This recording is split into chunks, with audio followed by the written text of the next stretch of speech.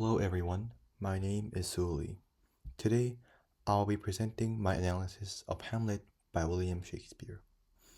This presentation focuses on how Shakespeare uses one of the most widely used literary devices, imagery, to describe a revenge in forms of rot, decay, and disease, as revenge leads to corruption rather than justice. In Hamlet, Shakespeare explores the theme of revenge through Prince Hamlet's attempt to avenge his father's murder. From the beginning till the end, which ends with Hamlet's death, Hamlet struggles with anger, doubt, and moral conflict. As revenge becomes his main goal, corruption spreads throughout Denmark. And Shakespeare repeatedly uses images of rot, decay, and disease to show how revenge harms both individuals and society. Ultimately, revenge is presented as a destructive force rather than a path to justice.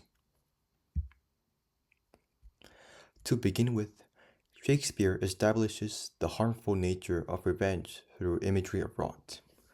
Early in the play, Hamlet describes Denmark's corruption when he states, "That grows to seed, things rank and gross in nature." By comparing Denmark's moral condition to something foul and overgrown, Hamlet emphasizes how corruption continues to spread and worsen over time. The imagery of rot suggests that evil is not isolated. Instead, it infects everything around it.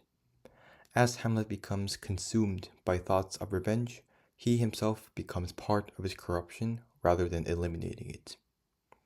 Shakespeare further develops this idea when Marcellus remarks, "Something is rotten in the state of Denmark." This statement implies that corruption has spread throughout the entire kingdom, affecting both the political and moral order. Claudius's murder of King Hamlet was created a rottenness that poisons Denmark from within. By introducing this imagery early in the play, Shakespeare foreshadows that revenge will emerge from an already corrupted environment, making it destructive rather than just. As a result, revenge is portrayed as harmful because it allows moral decay to spread further, leading to suffering and destruction throughout the play. Furthermore, Shakespeare uses imagery of decay to show how revenge weakens both individuals and society. In one of Hamlet's earliest soliloquies, he cries, "Oh, that this too solid flesh would melt." The imagery of melting conveys Hamlet's desire to escape a world corrupted by grief, betrayal, and moral decay. His wish for his body to dissolve reflects his emotional exhaustion and psychological deterioration. As the play progresses, Hamlet's desire for revenge deepens this inner decay, pushing him toward instability and despair. Shakespeare also highlights societal decay through Hamlet's comparison of his father and Claudius. "So excellent a king that was to this Hyperion."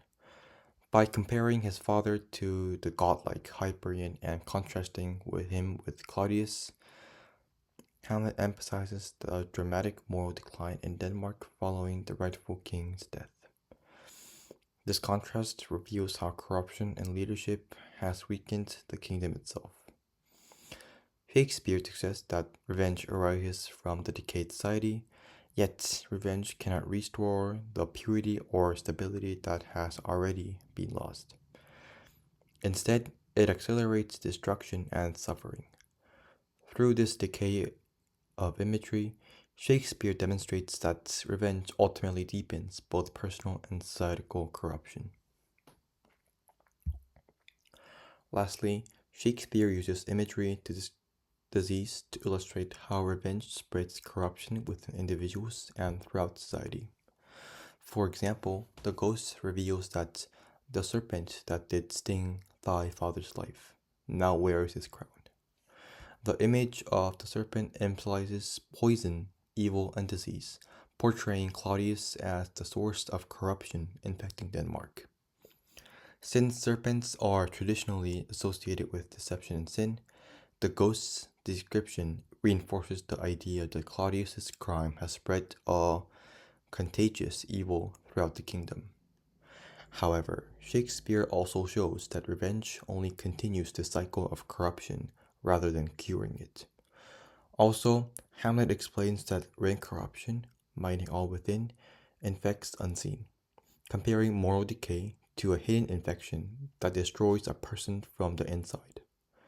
The phase infects unseen emphasizes how revenge and corruption work silently, gradually poisoning the mind and moral judgment. Like a disease, revenge grows beneath the surface before revealing its destructive effects. Shakespeare suggests that Hamlet's obsession with avenging his father slowly consumes his ability to think rationally and act morally. Thus, the imagery of disease reveals revenge as a destructive force that infects individuals and perpetuates moral decay. In conclusion, Shakespeare uses vivid imagery of rot, decay, and disease in Hamlet to critique the destructive nature of revenge. Through these recurring images, he demonstrates that revenge spreads corruption rather than eliminating it, damaging both individuals and society.